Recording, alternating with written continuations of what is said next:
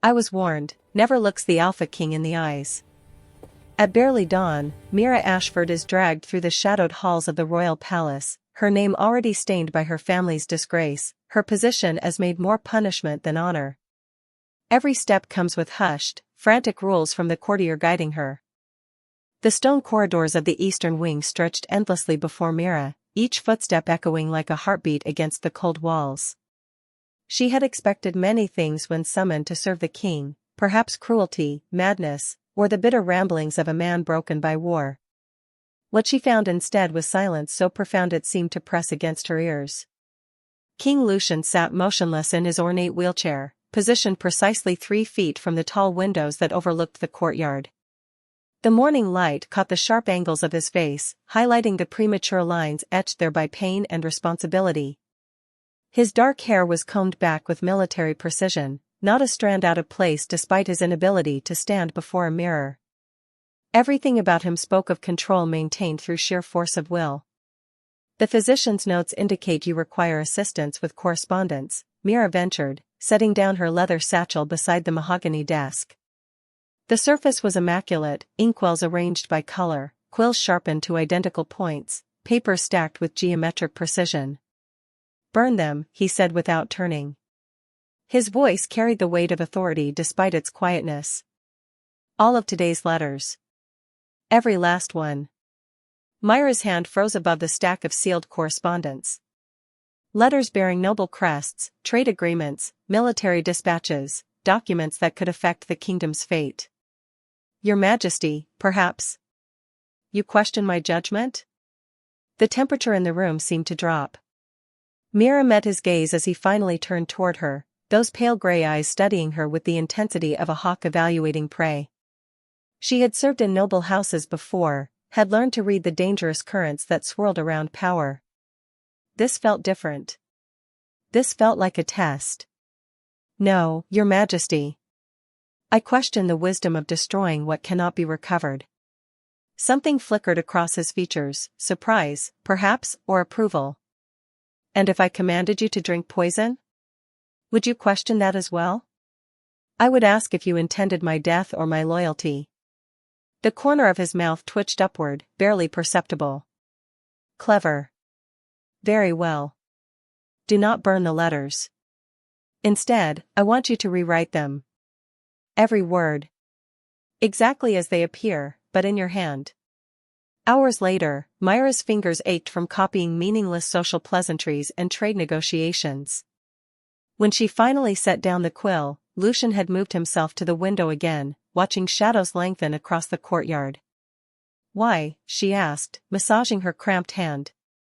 "Because," he said, still facing the glass, "anyone can follow orders. I needed to know if you could think." He turned his chair with practiced efficiency, wheels barely whispering against stone. "Tomorrow, we begin in earnest." The fireplace crackled softly in the king's private study, casting dancing shadows across the leather-bound volumes that lined the walls. Mira had grown accustomed to these evening sessions over the past week, where Lucian would dictate correspondence while she transcribed his words with careful precision. Tonight, however, he had fallen silent after dismissing the day's work, his fingers drumming against the armrest of his wheelchair in a rhythm she was beginning to recognize as contemplation. "Tell me about your family," he said suddenly, his pale eyes reflecting the firelight. "Your true family, not the sanitized version servants usually provide." Myra's quill paused above the inkwell. In her experience, nobles asked personal questions for 2 reasons, idle curiosity or ammunition for future use. With Lucian, she suspected neither. "What would you like to know, Your Majesty? Why you left them?" The directness of his question caught her off guard. She set down her quill, buying time by carefully capping the ink. "They sold my younger sister to pay a gambling debt." The words emerged quietly, almost lost beneath the fire's whisper. "She was 14. Lucian's drumming fingers stilled. "And you objected?" I intervened. Rather forcefully. Myra's hand unconsciously moved to her ribs, where faded bruises had once painted her skin purple and yellow. "My father made his displeasure known. I chose exile over submission. The silence stretched between them, heavy with unspoken understanding. When Mira finally looked up, she found Lucian studying her with an expression she couldn't decipher, something softer than his usual calculating assessment, yet more intense. "Courage or foolishness?" he asked. "Does it matter?" The result was the same. "It matters." His voice carried a gentleness she hadn't heard before, as if her honesty had unlocked something carefully guarded within him. "Courage can be cultivated. Foolishness merely needs to be survived." For a moment, the careful distance between king and servant dissolved. Mira saw past the rigid posture and controlled expression to something raw and achingly human. The recognition startled her, and clearly startled him as well. Lucian's jaw tightened, his mask sliding back into place with practiced ease. "That will be all for tonight," he said, turning his chair toward the window with sharp precision.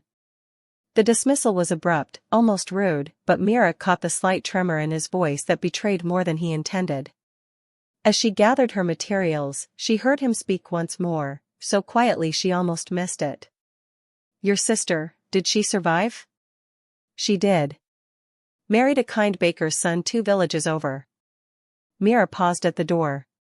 "Sometimes the best protection we can offer someone is teaching them to save themselves."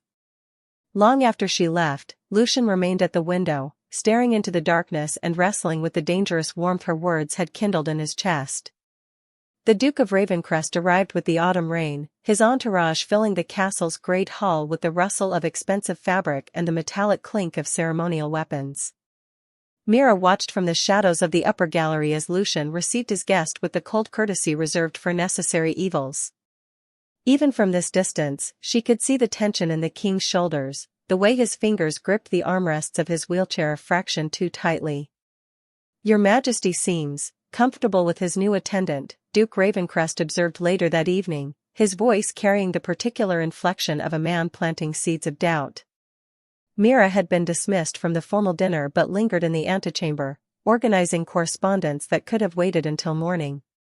One wonders about the wisdom of allowing unknown servants such intimate access during these troubled times. Through the partially open door, she watched Lucian's expression remain carefully neutral. "You question my judgment in household matters, Duke?" "I question the timing. A young woman appears at your court just as reports surface of enemy spies infiltrating noble houses. Forgive my caution, but your safety is paramount to the kingdom's stability." The seed took root with devastating efficiency.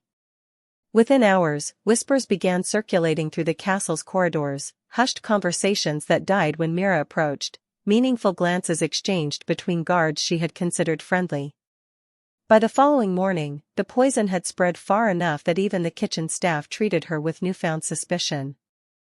Lucian summoned her to the tower observatory that afternoon, a circular room she had never seen before.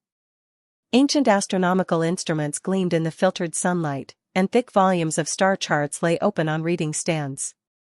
But it was the locked chest in the room's center that drew her attention, ornate, obviously valuable, and completely out of place among the scholarly apparatus. "I need you to retrieve a document from my private quarters," Lucian said without preamble. "The combination to that chest is hidden behind the portrait of my grandfather in the royal bedchamber. Memorize the numbers, return here, and open it. Bring me the sealed letter marked with the royal phoenix." Something cold settled in Myra's stomach. The royal bedchamber was forbidden to all but the king and his most trusted advisors. Being caught there would mean immediate execution for treason. "Your Majesty. You have 1 hour. Guards change shifts then." His pale eyes met hers, unreadable as winter ice. "Can I trust you, Mira?" The question hung in the air like a blade. She understood now, this was her trial, her chance to prove the Duke's suspicions wrong or confirm them. The smart choice would be to refuse, to demand proper authorization or witnesses. The safe choice would be to fail this test rather than risk execution. Instead, she nodded. "Of course, Your Majesty." But as she reached the door, instinct made her turn back. "The chest is empty, isn't it?" His slight smile confirmed what her heart already knew. "Go. Before I change my mind about trusting you myself." The morning sun filtered through the courtyard's ancient oak trees, dappling the stone benches with shifting patterns of light and shadow. It had become their ritual over the past fortnight. Mira would wheel Lucian's chair to this secluded corner of the castle grounds after his morning correspondence, ostensibly so he could take fresh air as his physicians recommended. In truth, both had begun to crave these stolen moments away from the suffocating formality of the throne room. "The cook's boy asked me yesterday if you breathe fire," Mira said, settling onto the bench beside his chair with her mending basket. Her fingers worked deftly at repairing a torn seam in one of his formal shirts, the needle catching sunlight as it moved. "I told him only on Tuesdays, and only if the porridge is cold." Despite himself, Lucian felt his mouth quirk upward. "And what did he say to that?" "He's been bringing you warm porridge every Tuesday since." She glanced up from her sewing, eyes dancing with mischief. "I may have created a monster of efficiency." The laugh escaped before he could stop it, a genuine sound that surprised them both. When had he last laughed? Before the accident, certainly. Before the weight of the crown had settled so heavily on his shoulders that even breathing felt like a conscious effort. Mira had noticed the slight tremor in his left hand that morning, the way he'd struggled to grip his quill during dictation. Without comment, she'd begun preparing his tea exactly as he needed it, not too hot, held at the precise angle that accommodated his limited mobility. She'd learned to anticipate his needs before he voiced them, moving around him with a dancer's grace that never made his limitations feel cumbersome. "Tell me about the village where you grew up," he said, settling deeper into his chair as she continued her work. The courtyard walls blocked them from curious eyes, creating an intimate cocoon where crowns and titles seemed less important than the simple pleasure of conversation. "Millbrook?" It was small enough that everyone knew everyone else's business before they knew it themselves. Her needle paused as she smiled at the memory. "We had a baker who sang opera while he kneaded bread, terribly, mind you, and a blacksmith who painted watercolors in his spare time. Dreadful paintings, but he was so proud of them." "It sounds peaceful." "It sounds boring now that I've seen the world beyond it." She tied off her thread and held up the mended shirt, inspecting her work. "But there's something to be said for a place where your greatest worry is whether Mrs. Henderson's prize rooster will wake the entire village at dawn." Lucian watched her fold the shirt with practiced efficiency, noting the careful way she smoothed each crease. "Do you miss it?" "Sometimes." Her honesty, as always, caught him off guard. "But I've found something here worth staying for." Their eyes met, and in the golden afternoon light, the careful boundaries they'd maintained seemed suddenly fragile. The messenger arrived at dawn, mud-splattered and trembling with exhaustion. Mira had been arranging Lucian's morning correspondence when the young man stumbled into the throne room, barely managing a proper bow before collapsing to one knee. "Your Majesty," he gasped, "the northern villages, plague has taken hold. Children are dying." Mira watched Lucian's knuckles whiten as his hands gripped the wheelchair's armrests. The careful mask he wore slipped for just a moment, revealing raw anguish before sliding back into place. "How many?" 12 dead in Ashford alone, Your Majesty. The village healer begs for physicians, medicines, anything you can spare. Send Dr. Aldrich immediately with a full medical escort." Lucian's voice carried absolute authority despite his position. "Have the royal stores opened. Send grain, clean linens, and every vial of fever medicine we possess. Today." The messenger's eyes widened. Such generosity would strain the royal treasury, especially with winter approaching. But Lucian continued, his pale eyes blazing with determination that seemed to fill the entire room. "Tell them their king has not forgotten them. Tell them help comes with the morning light." As the messenger hurried away, Mira felt something shift in the air around them, a strange tension that made her skin prickle with awareness. Lucian's breathing had become shallow, and sweat beaded along his forehead despite the cool morning air. "Your Majesty?" She moved closer, concerned by his sudden pallor. "Are you unwell?" The moment her hand touched his shoulder, lightning seemed to arc between them. Lucian's entire body went rigid, his eyes squeezing shut as if in pain. The sensation that flooded through Mira was indescribable, Like coming home and losing herself all at once, like every breath she'd ever taken had been incomplete until this moment. "Don't," he whispered, his voice raw with something that sounded almost like agony. "Please, Mira. Don't touch me." She jerked her hand back, confusion and hurt warring in her chest. But not before she'd felt it, the unmistakable rightness of the connection, the way every cell in her body had sung in recognition. The way his had answered in return, despite his words. Lucian. His name fell from her lips without thought of protocol, intimate and wondering. His eyes snapped open, meeting hers with an intensity that stole her breath. In them, she saw acknowledgement, longing, and something that looked suspiciously like grief. "You don't understand what you're saying." "Then explain it to me." For a long moment, the only sound was the distant bustle of servants preparing the relief expedition he'd ordered. Lucian's internal struggle played across his features, duty warring with desire, truth battling necessity. "I can't," he said finally, his voice breaking on the words. "I wish to God I could, but I can't." The mate bond pulsed between them, undenied but unacknowledged, filling the space with electric possibility and impossible pain. The next evening arrived with an autumn storm that rattled the castle's ancient windows and sent servants scurrying through the corridors with armloads of extra candles. Mira had forgotten her shawl in Lucian's chambers after their afternoon session, and the growing chill made retrieving it a necessity rather than a choice. She approached his door quietly, not wanting to disturb him if he was resting. The heavy oak stood slightly ajar, warm light spilling into the corridor along with the soft crackle of a well-tended fire. She raised her hand to knock when movement inside made her freeze. Through the gap in the door, she watched Lucian rise from his wheelchair with fluid, effortless grace. Not the painful, uncertain movements of a man fighting against injury, but the smooth coordination of someone in perfect health. He walked to the fireplace, walked, with strong, confident strides that spoke of years of physical training and inherent power. The breath left Myra's lungs in a silent rush. Seeing him like this in secret made the deception feel like a physical blow. Every moment of tenderness between them, every careful touch as she'd helped him with tasks he could clearly manage himself, every instant she'd felt protective of his supposed vulnerability, all of it recontextualized in an instant that left her reeling. She watched him pour wine from a decanter on the mantel, his movements economical and sure.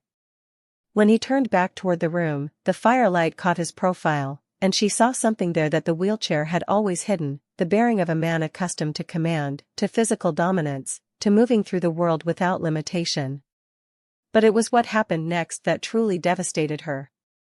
As Lucian stood gazing into the flames, his careful composure cracked.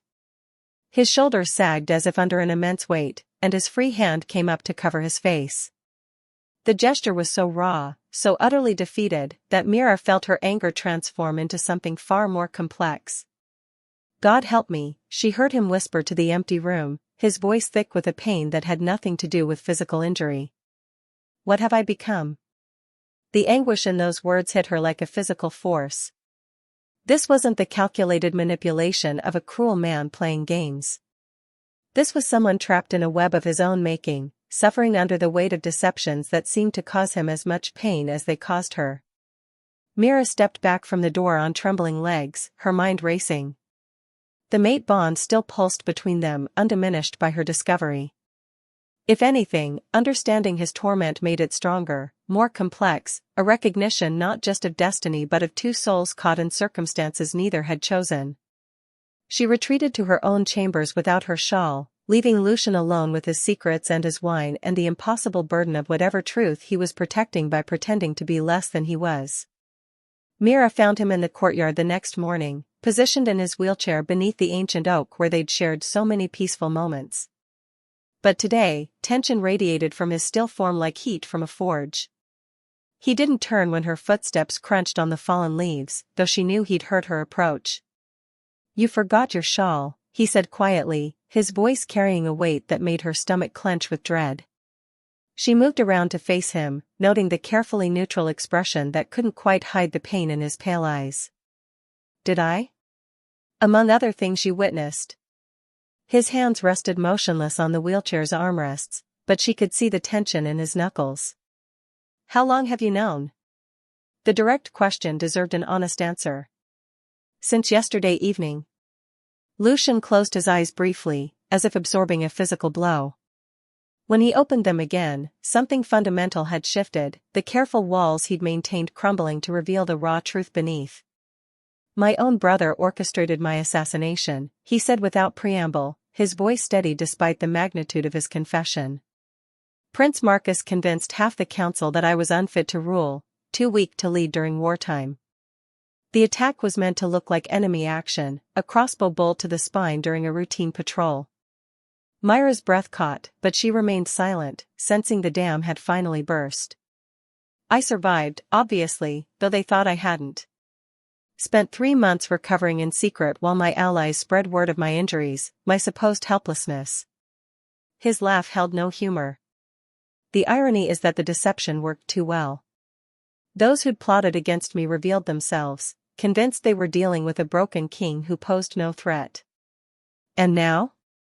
Now I'm trapped by my own success. Every day in this chair is agony, not physical, but something far worse. The mate bond calls to you, and I answer it while lying about who I am, what I am. His voice cracked on the words. Do you understand what you are to me, Mira? You're not just my destined mate. You're the first person in months who sees me as human rather than a symbol or a threat. The anguish in his confession stripped away her anger, leaving only the raw truth of what lay between them. Then why maintain the pretense? Because I'm terrified. The admission seemed to cost him everything. Because the last time I trusted someone completely, they put a crossbow bolt in my back. Because revealing my deception now would mean civil war, and I won't, let my people suffer for my cowardice. He leaned forward, his eyes searching hers with desperate intensity. I love you, Mira. God help me, I love you with everything I have left. But I built this cage of lies around us, and I don't know how to break free without destroying everything. The silence stretched between them like a chasm, filled only by the whisper of autumn wind through the oak's branches. Mira studied Lucian's face, the sharp planes carved by months of careful control, the eyes that held both hope and resignation, as if he'd already accepted her rejection before she could voice it. You're right, she said finally, her voice soft but steady. You did build a cage. But not just around us, around yourself. His shoulders tensed, preparing for the blow he expected her to deliver. The man who sent physicians to dying villages without thought for the cost isn't weak, she continued, stepping closer to his chair. The king who would rather bear the agony of denying his own mate than risk civil war isn't selfish. And the person who just laid his heart bare to someone who could destroy him with a single word isn't a coward. Something flickered in his eyes, surprise, perhaps hope. Your brother tried to break you with betrayal and a crossbow bolt. He failed. Mira knelt beside his wheelchair, bringing herself to his eye level. But you've been finishing his work for him every day since, convincing yourself that the pain proves you deserve it. Mira. I love you too. The words emerged with quiet certainty, cutting through whatever protest he'd intended. Not the king, not the performance, not the careful lies. I love the man who tests people's loyalty because he's forgotten what it feels like to trust. The man who pretends to be helpless while moving heaven and earth to help others. The man sitting in front of me right now, terrified that I'll walk away. His breath caught, and she reached out to cover his hands with hers. The mate bond sang between them, no longer constrained by fear or deception. The curse isn't your injuries, Lucian. It's the isolation you've wrapped around yourself like armor. And that's a choice only you can unmake. For a long moment, he stared at their joined hands. Then, slowly, deliberately, he began to rise. Not the careful, painful movements he'd pantomimed for months, but the fluid grace she'd witnessed in secret. He stood before her, tall and strong and finally, truly free. Marry me, he said, his voice rough with emotion. Not as your king commanding it, but as a man who's learned that some risks are worth taking. Mira rose to meet him, her heart soaring as he pulled her into his arms. Yes, she whispered against his lips. But I have one condition. His eyebrows raised in question. No more lies between us. Ever. No more lies, he promised, and sealed the vow with a kiss that tasted of truth and new beginnings. Around them, the ancient oak rustled its approval, as if even the stones of the castle knew that its king was finally, fully whole.